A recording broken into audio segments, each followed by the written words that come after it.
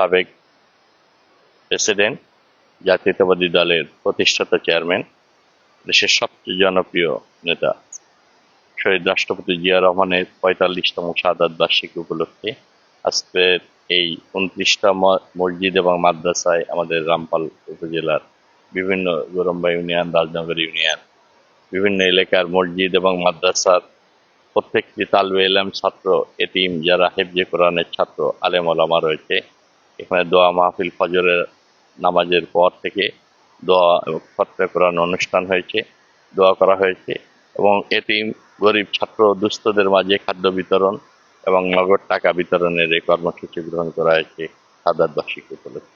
একই সাথে আমাদের প্রিয় নেত্রী, সাবেক প্রধানমন্ত্রী, এদেশের সবচেয়ে জনপ্রিয় নেত্রী দেশনেত্রী বেগম খালেদা জিয়ার রুহের মাগফিরাতের জন্য দেশের যারা জীবন দিয়েছে মুক্তিযুদ্ধ থেকে শুরু করে এই পর্যন্ত সবার রুহের মাগফিরাত কামনা করে, আমাদের আত্মীয়-স্বজন যারা কবরের জগতে চলে গেছে সবার রুহের মাগফিরাতের জন্য, এলাকাবাসী সহ যারা কবরের জগতে চলে গেছে তাদের মাগফিরাতের জন্য এই দোয়া করা হয়েছে, খতমে কোরআন অনুষ্ঠান হয়েছে। এখানে আলেম ওলামারা রয়েছে, তালবে ইলম ছাত্ররা রয়েছে, এতিম ছাত্ররা, হেফজে কোরআনের এই মহৎ অনুষ্ঠানের আয়োজন করা হয়েছে। আপনারা সবাই এসছেন দূর দূরান্ত থেকে, অনেক মাদ্রাসার শিক্ষকরা, মুয়াজ্জিনরা, ইমামরা আসছেন, তাদের সবাইকে আমি ধন্যবাদ, কৃতজ্ঞতা জানাই আজকের এই অনুষ্ঠানে আসার জন্য। আমাদের এই ক্ষুদ্র আয়োজনে আপনারা শরীক হয়েছেন, আমি সবাইকে আন্তরিকভাবে ধন্যবাদ, কৃতজ্ঞতা জানাই।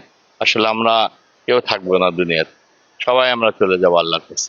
এই জন্য আমরা সৎ আমলগুলো করব, যাতে আমাদের এই আমলের মাধ্যমে আমরা যেন পরকালে জান্নাত পেতে পারি। এই জন্য আমরা কাজ করব, দেশের জন্য, মানুষের কল্যাণে আমরা কাজ করব। আপনারা আসছেন, আপনাদের সবাইকে ধন্যবাদ, কৃতজ্ঞতা জানাই। সাথে আমাদের প্রিয় নেতা, বর্তমান প্রধানমন্ত্রী, বিএনপি চেয়ারম্যান জনাব তারেক রহমানকে আল্লাহ রাব্বুল আলামিন দেশ এবং জাতির কল্যাণে যেন তাকে কবুল করেন, তাকে সফলতা দান করেন রাষ্ট্র পরিচালনায়, এবং তিনি যেন মানুষের কল্যাণে কাজ করে একটি বাংলাদেশের ইতিহাসে একটি স্মরণীয় অধ্যায় রচনা করতে পারেন। তার জন্য আপনারা দোয়া করবেন।